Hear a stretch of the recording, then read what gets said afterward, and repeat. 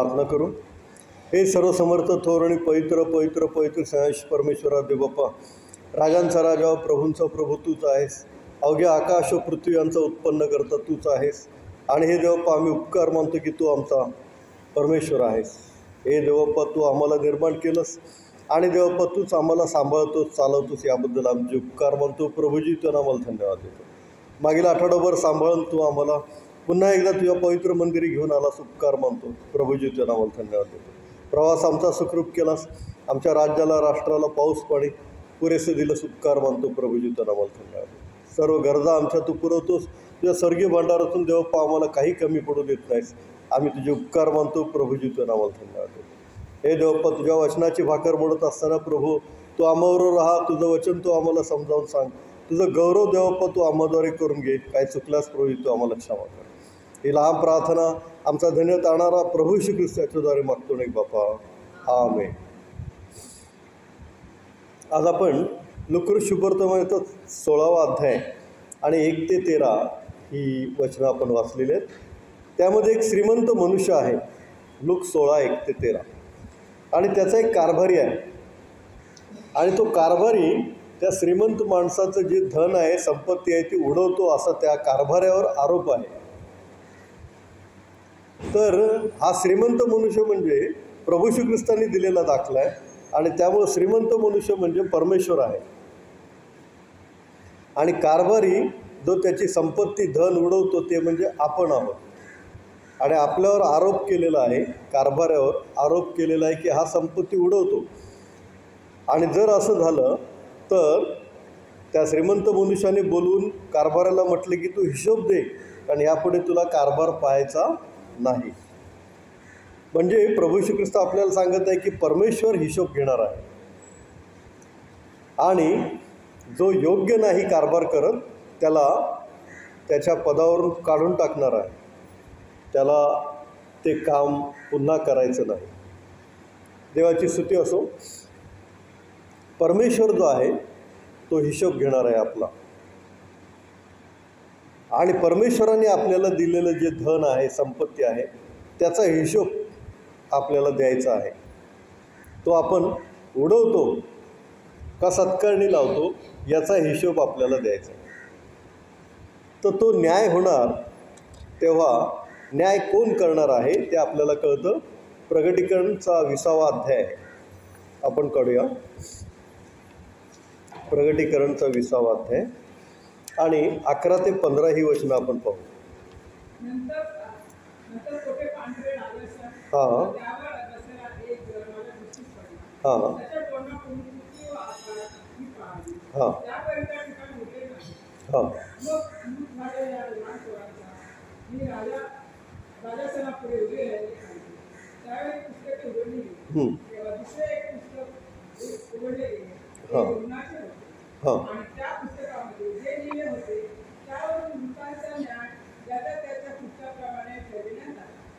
तेव्हा समुदायाने आपल्यामध्ये मनुष्याचा राय सोडली, मृत्यू व अधोलोक यांनी आपल्यातील मृतास राय सोडली, आणि ज्याच्या त्याच्या पुस्तकाप्रमाणे प्रत्येकाचा न्याय ठरविण्यात आला।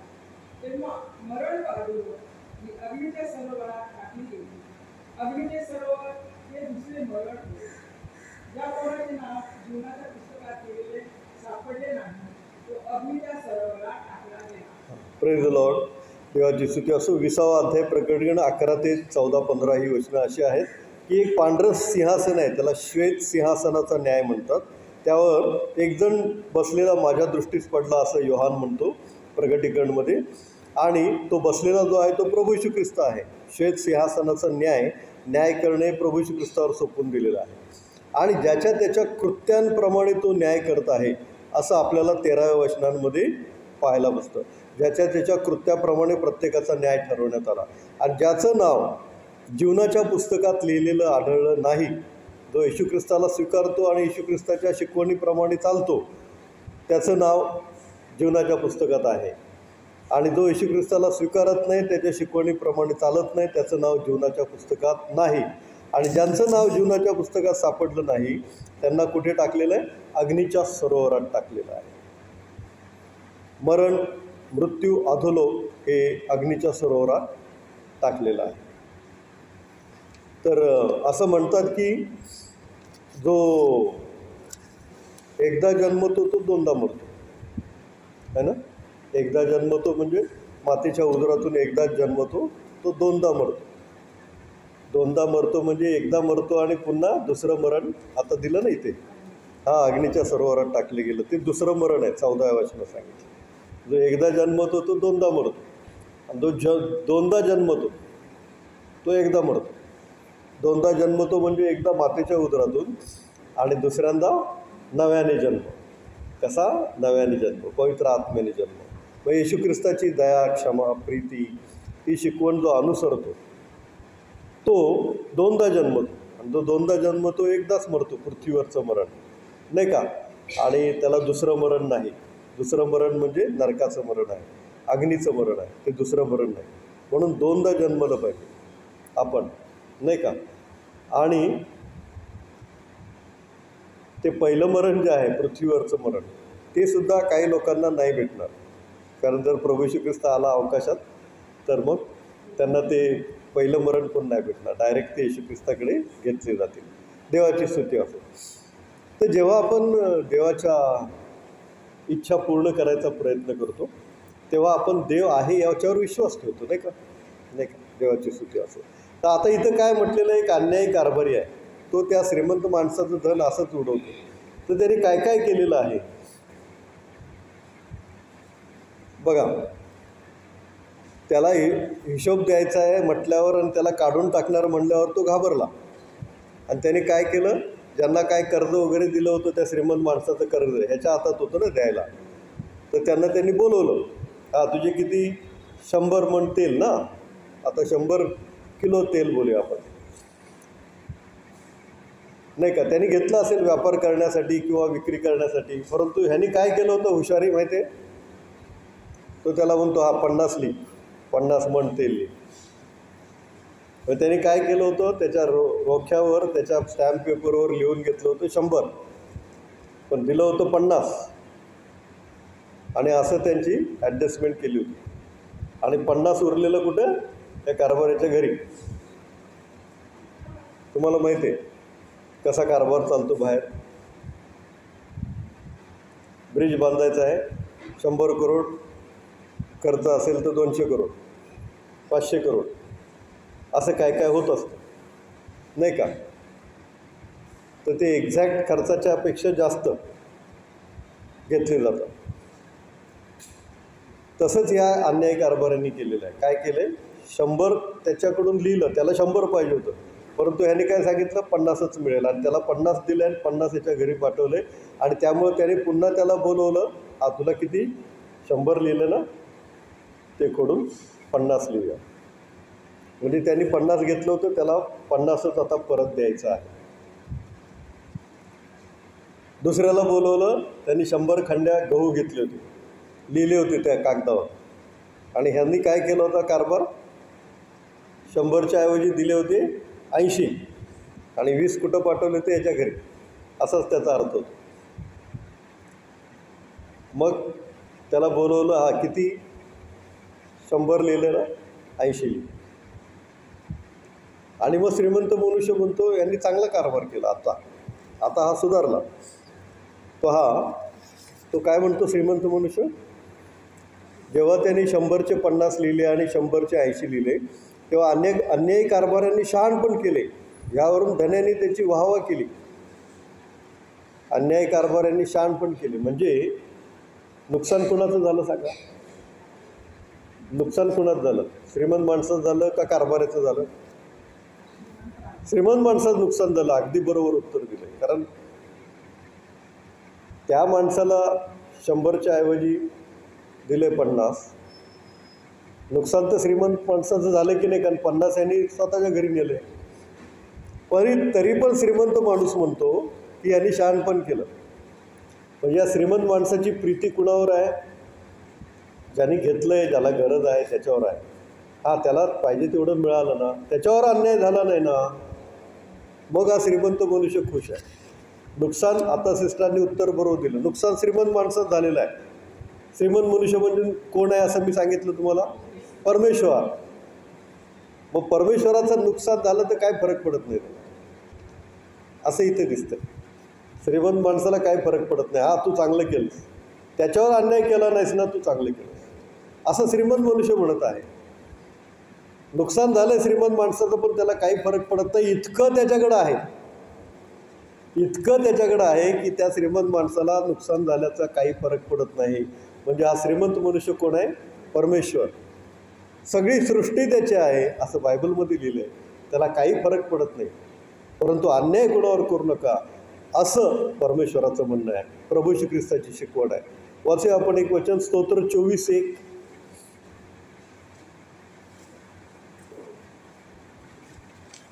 स्तोत्र 24:1. हां, पृथ्वी व तिच्यावरील सर्व काही परमेश्वराचं आहे, सगळं परमेश्वराचं आहे. जग आणि जगात राहणारे सगळे परमेश्वराचे आहे. मग इतकं सगळं जर त्याचं विपुल आहे, सृष्टी त्याची आहे, वनस्पती त्याच्या आहेत, समुद्र त्याचा आहे, जलचर त्याचे आहेत, लोक त्याचे आहेत, त्याला काय फरक पडणार? विपुल आहे, विपुल आहे, विपुल आहे.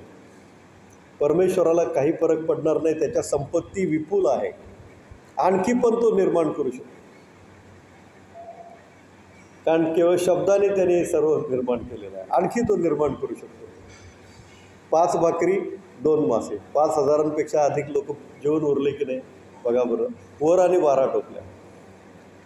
त्याच्याकडे विपुल आहे, स्रोत आहे, तो अनंत गोष्टींचा स्रोत आहे. आणि म्हणून श्रीमंत मनुष्य म्हणतो की तू शहाणपण केलं, अन्याय कारभाराला म्हणतो की तू काय केलेलं आहे? शहाणपण केलेलं आहे. धन्याने त्याची वाहवा केली, कारण या युगाचे लोक आपल्यासारख्याविषयी प्रकाशाच्या लोकांपेक्षा शहाणे असतात. याचा अर्थ काय? या युगाचे लोक आपल्यासारख्या विषयी प्रकाशाच्या लोकांपेक्षा शहाणे असतात. या युगाचे लोक प्रकाशाच्या लोकांपेक्षा शहाणे असं येशू ख्रिस्त शिकवत आहे. आता प्रकाशाचे लोक म्हणजे कोण? तिथं 14 वचन काय दिलं आहे बघा, 16 अध्यायात 14 वचन. धनलोभी परुषी हे सर्व ऐकत होते व त्याला हसत होते. हे प्रकाशाचे लोक, परुषी, शास्त्री हे कोण आहेत? प्रकाशाचे लोक आहेत, कारण यांना पहिला प्रकाश दिसला. येशू ख्रिस्ताचा प्रकाश यांना पहिले दिसला, परमेश्वराचा प्रकाश यांना पहिले दिसला. परमेश्वराने यांना पहिले बोलवलं, परमेश्वराने यांना पहिले निवडलं, परमेश्वराने यांना पहिले मिसर देशामधून दुधामधाच्या प्रदेशात आणलं, परमेश्वराने यांना पहिले आशीर्वाद दिला. म्हणून हे प्रकाशाचे लोक आहेत. आणि यांच्यापेक्षा हे बरे जे सुधारतात आणि जे आपल्या चुका काय करतात? कबूल करतात, त्या सोडून देतात. या अन्याय कारभाराने त्याची चूक कबूल केलेली आहे आणि ती सोडून पण दिलेली आहे. आणि ज्याच्यावर अन्याय झाला होता त्यांच्याबद्दल त्यांनी करेक्शन पण केलेलं आहे. देवाची स्तुती असो. आपल्याला माहिती आहे, जक्कई उंबराच्या झाडावर चढला, येशू ख्रिस्त म्हणाला, जक्कई खाली उतर, मला आज तुझ्या घरी उतरवायचं आहे. आणि इतका आनंद झाला, इतका आनंद झाला, इतक्या आनंदाने तो बेभान झाला. घरी गेल्याबरोबर म्हणतो, प्रभूजी मी कुणाचं घेतलं असेल त्याचं दुप्पट परत करतो, कुणाचं कुभांडाने काय घेतलं असेल त्याचं चौपट परत करतो. येशू ख्रिस्त म्हणतो, आज या घराला तारण प्राप्त झाले. तर अन्याय आपण कुणावर करायचा नाही. अन्याय म्हणजे परमेश्वराच्या आज्ञा, चोरी करू नको, लूट करू नको, लुटारू होऊ नको, नाही का? तर आपल्याला काय करायचं आहे? आपल्याला जे धन परमेश्वराने दिलेलं आहे त्याचा योग्य वापर करायचा आहे. योग्य वापर म्हणजे काय करायचं ते पण परमेश्वराने सांगितलेलं आहे. मत्ते 25:35-36 असं म्हटलेलं आहे, मी जेव्हा भुकेला होतो तेव्हा तुम्ही मला खावयास दिले, मी जेव्हा ताणलेला होतो तेव्हा तुम्ही मला प्यावयास दिले, नाही का? म्हणजे कोण भुकेला आहे, गोरगरीब आहे, अनाथ विधवा गरजू आहे, तर त्याला आपण काय केलं पाहिजे? खाण्यास पिण्यास दिलं पाहिजे, किंवा त्याची काय सोय होते का हे आपण काय केलं पाहिजे? पाहिलं पाहिजे. करोना काळामध्ये तर फार भयंकर परिस्थिती होती आणि तशाही काळात काही सुवार्थिक आपले ख्रिस्ती लोक जेवण वाटत होते किंवा जेवणाचे पॅकेट्स वाटत होते. कारण इतकी भयानक परिस्थिती होती की जे हातावरचं पोट ज्यांचं आहे त्यांना काय बनवायला काहीच नव्हतं.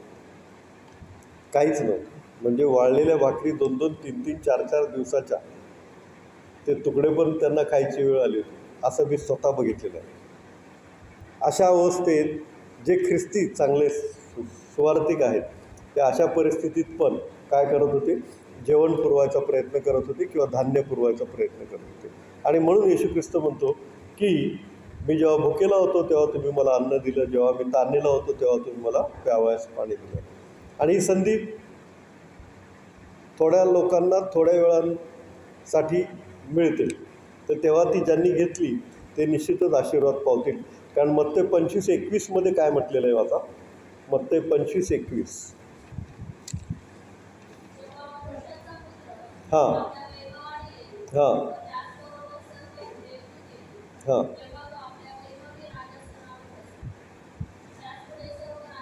25:21 मत्ते. त्याला त्याच्या दयाने म्हटले, हां शाबास भला व विश्वासू दास. शाब्बास भल्या व विश्वासू दासा. तू मोठ्या गोष्टीत मोठ्या गोष्टीत विश्वासू राहिला. हां मी तुझी पुष्कळवर नेमणूक करेन. हां देवाची स्तुती.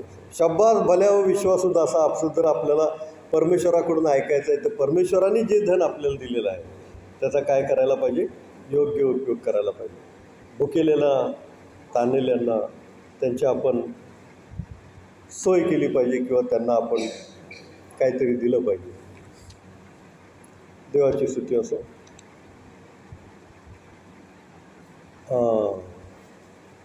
आपलं जे सेंट थॉमस कॅथेड्रल आहे ना फोर्टचं, तर त्या एरियामध्ये काही भिकारी वगैरे आहेत आणि ते तिथंच बाहेर रस्त्यावर फुटपाथवर झोपलेले असतात. तर ते चर्च त्यांना जेवण देतं. बरं, आत्ताच आपण गेलो होतो त्या चर्चमध्ये, रेव्हरंड अविनाश रंगाय हे आहेत. तर ते गरीब गरजू भिकारी लोकांना ते जेवण पुरवतात, तर त्यांना आधार कसलाच नाही, अगदी निराधार आहेत नाही का. तर त्यांना निदान जेवण तरी पुरवण्याचं, कधीकधी त्यांना स्वेटर ब्लँकेट वगैरे असं पुरवण्याचं ख्रिसमसला हे चर्च आपलं काम करतं. देवाची स्तुती असो. तर शाब्बास भल्या व विश्वासू दासा असं परमेश्वराने आपल्याला बोललं पाहिजे. देवाची स्तुती असो. तर आपल्याला 1 पेत्र 4 अध्याय 10 वचन वाचूया. 1 पेत्र 4:10.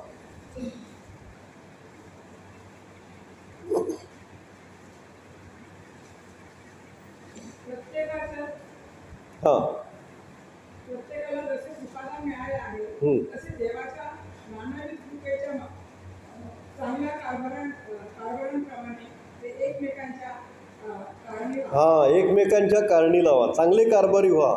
तुम्हाला कृपादान जे दिलेलं आहे त्याचा उपयोग चांगले कारणी लावा आणि एकमेकाच्या कारणी लावा आणि एकमेकाच्या उपयोगी पडा, असा याचा अर्थ आहे. देवाची स्तुती असो. तर आपल्याला जे काय दिलेलं आहे ते एकमेकाच्या गरजांमध्ये जर आपण दिलं तर त्याचा उपयोग योग्य रीतीने झाला असं होईल नाही का. आणि ज्याला अत्यंत गरज आहे त्याला आपण जेव्हा मदत करतो तेव्हा तो त्याची आठवण ठेवतो आणि ते कधीही विसरत नाही, अशी गोष्ट असते. आता या अन्यायी कारभाऱ्यांनी काय केलेला होता, त्या लोकांवर अन्याय केला होता की जेवढं द्यायचं होतं तेवढं न देता कमी दिलं होतं आणि जास्त मांडलं होतं नाही का. तर हा अन्याय त्यांनी केला होता आणि म्हणून ते देवाला आवडलं नव्हतं. म्हणून तो काय करत होता की त्याचा कारभारच काढून घेत होता, त्याला सस्पेंड करत होता, त्याला बडतर्फ करत होता. परमेश्वराने आपल्याला आज्ञा दिलेली आहे निर्गम 20व्या अध्यायामध्ये की चोरी करू नको. काय आज्ञा दिलेली आहे? चोरी करू नको. आणखी एक आज्ञा दिलेली आहे स्तोत्र 62:10. स्तोत्र 62:10.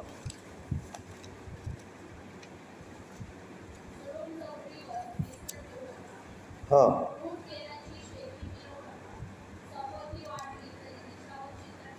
हां जुलूम जबरदस्तीवर भिस्त ठेवू नका, लूट केल्याची शेखी मिरू नका, संपत्ती वाढली तरी तिच्यावर चित्त ठेवू नका. म्हणजे जुलूम जबरदस्ती कुणावर करू नका. असं धन काही उपयोगाचं नाही.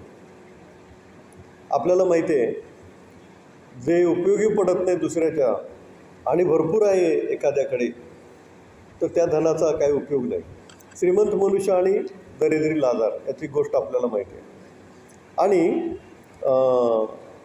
श्रीमंत मनुष्य आणि दरिद्री लाजार याच्यामध्ये आपल्याला फरक काय कळतो की श्रीमंत मनुष्य जो आहे तो आपल्या ख्याली खुशालीमध्येच होता, नाही का? हां, आणि तो दरिद्री लाजार त्याच्या दरवाजात पडलेला होता, त्याच्या मेजावरचा चूर खाऊन जगत होता, तरी पण ह्या श्रीमंत माणसाने त्याकडे कधी लक्ष दिलं नाही किंवा त्याच्यासाठी वैद्याची सोय केली नाही. जर त्यांनी एखाद्या नोकराला सांगितलं असतं त्याला उचल, त्याच्या अंगावर फोड वगैरे आले होते, एखाद्या चादरीत गुंडाळून जा, त्याला वैद्याकडे घेऊन काय करता असेल तो मी करतो.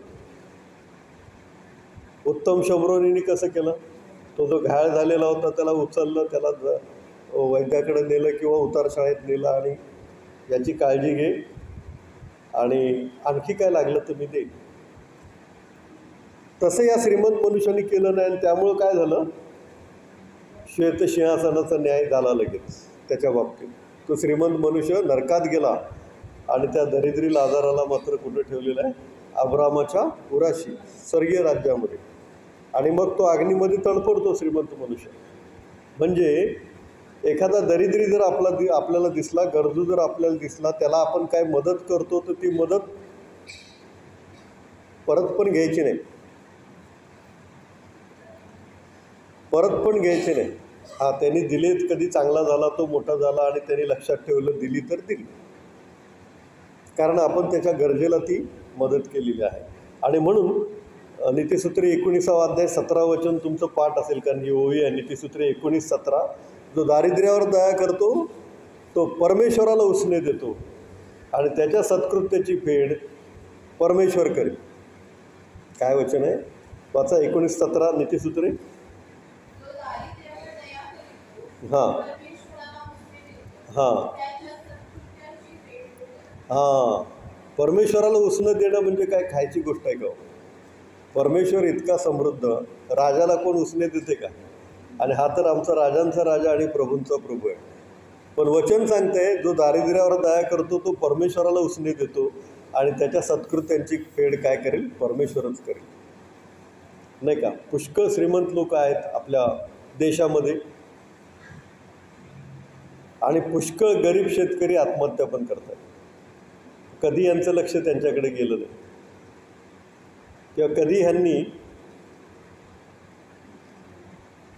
त्यांच्यासाठी काय केलं आहे. यांनीच यांच्या 50-50, 100-100 पिढ्यांचं कमवून ठेवलेलं आहे. का तर येशू ख्रिस्त माहीत नाही. आणि मग शेवट काय तर नरकाच्या अग्नीमध्येच आहे. कितीही पैसा, किती महाल, कितीही श्रीमंती असू दे,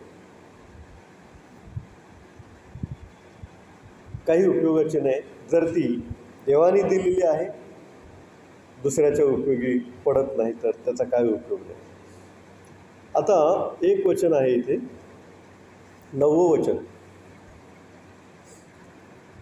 आणखी मी तुम्हाला सांगतो, अनितिकारक धनाने तुम्ही आपणासाठी मित्र जोडा, यासाठी की ते नाहीसे होईल तेव्हा त्यांनी तुम्हाला सार्वकालिक वस्तीत घ्यावे.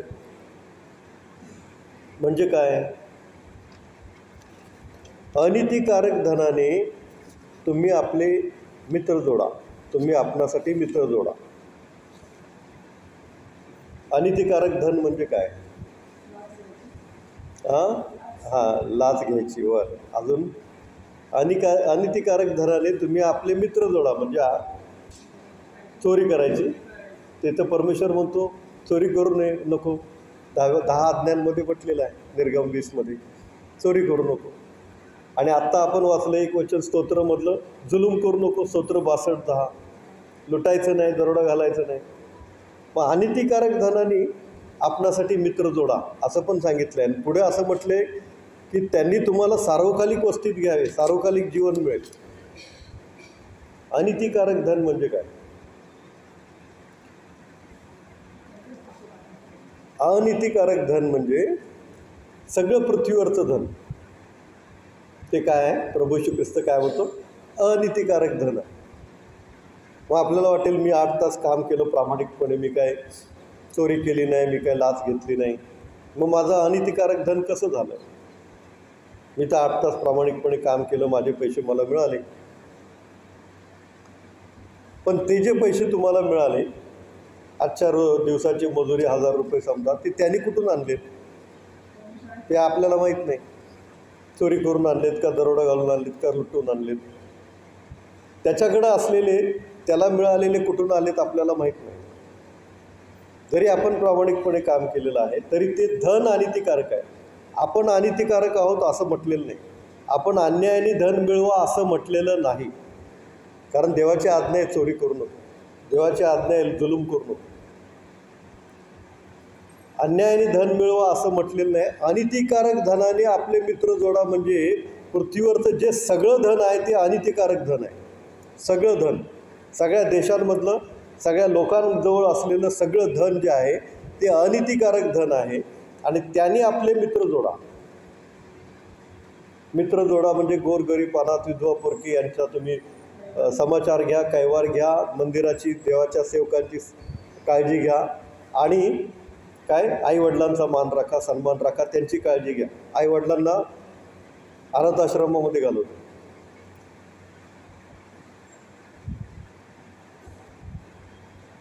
आज्ञा माहीत नाही, तो आपला आई व आपला बाप यांचा मान राख. पुन्हा Ephesus 6:1-2 मध्ये म्हटलेलं आहे, जो आपला आई व आपला बाप यांचा मान राखतो तो पृथ्वीवर दीर्घायुष्य होईल आणि त्याचं कल्याण होईल. म्हणजे जो आईवडिलाचा मान राखत नाही, त्यांना काय हवं नको ते बघत नाही, वृद्धापकाळामध्ये त्यांच्या गरजा जी मुलं विसरून जातात, ते हे अन्यायी कारभारी आहेत. त्यांचं कारभार पण चांगलं नाही.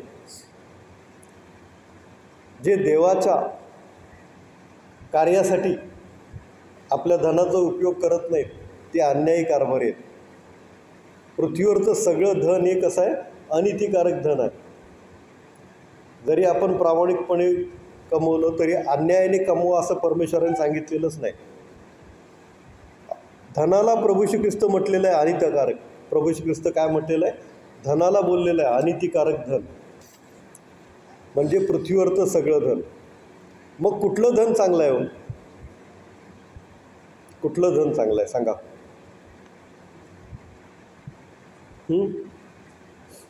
स्वर्गातलं धन जे आहे ना ते पवित्र आहे, नीतिकारक आहे. वाचा प्रकटीकरण 21, प्रकटीकरण 21, 18 ते 21.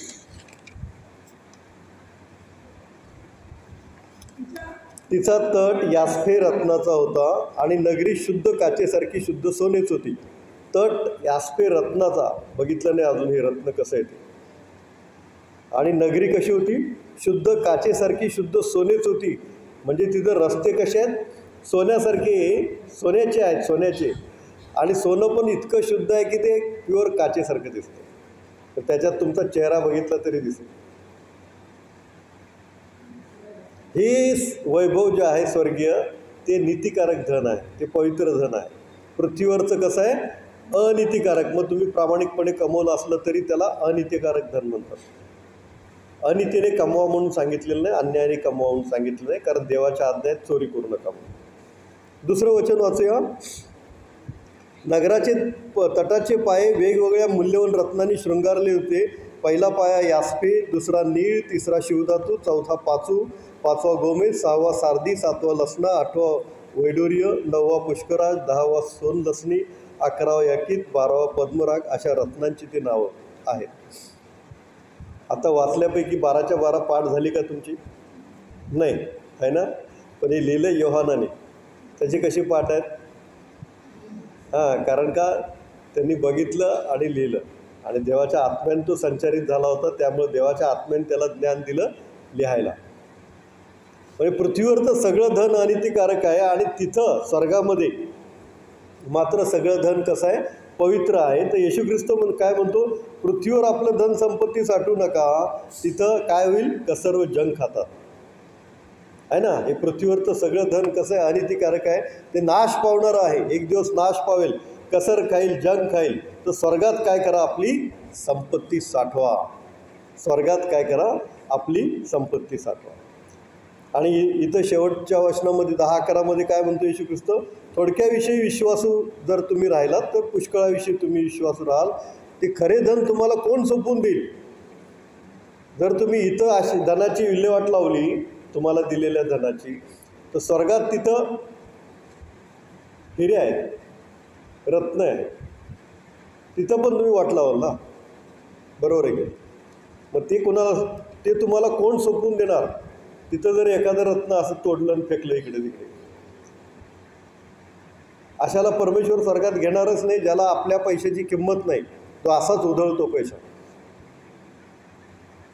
अशा माणसाला स्वर्गात परमेश्वर कसं काय घेईल? कारण का तुम्हाला जर ह्या धनाची किंमत नाही तर ते धन तुम्हाला कोण सोपवून देईल? एवढं मोठं धन आहे, ते तुमच्या हातात सोपवून द्यायचं आहे परमेश्वराला. स्वर्गीय राज्य तुम्हाला द्यायचं आहे. व जर इथं जर असेच हे विक ते विक करत असेल आणि पैसा कसाही उधळत असेल, तर तिथलं ते जे धन आहे, मुख्य धन, ते कसं सोपवून देणार असं येशू ख्रिस्त सांगत आहे. तर आपण कारभारी आहोत. तो श्रीमंत मनुष्य म्हणजे कोण आहे? परमेश्वर प्रभू येशू ख्रिस्त आहे. आणि तो काय करणार आहे? न्याय करणार आहे. तो कारभाराचा आपल्या काय घेणार आहे? हिशोब घेणार आहे. आणि त्यामुळं ते धन योग्य कारणी आपण जर लावलं तर शब्बास भल्या विश्वासू दासा असं परमेश्वर म्हणेल. नाहीतर काय म्हणेल? स्वर्गात जागा नाही, कारण ते धन तुम्हाला सोपवून द्यायचं आहे. अनिक्तिकारक धनाने म्हणजे पृथ्वीवरचे जे काय आपण धन कमवतो ते अन्यायाने कमवायचं नाही, परंतु जे धन आपण कमवतो त्याने आपण मित्र जोडायचे आहेत, त्यांना गरजेला मदत वगैरे करायची आहे. आणि जर असं केलं तर सार्वकालिक जीवन आपल्याला मिळेल असं प्रभू येशू ख्रिस्त शिकवतो. आपण प्रार्थना करू. हे सर्वसमर्थ देवप्पा, तू दिलेल्या धनाचा योग्य वापर करण्यासाठी लागणार ज्ञान बुद्धी तुझा आत्मा तो आम्हाला पुरव. ही लहान प्रार्थना आमचा धन्यता आणणारा प्रभू येशू ख्रिस्त मागतो बाप्पा. आमेन.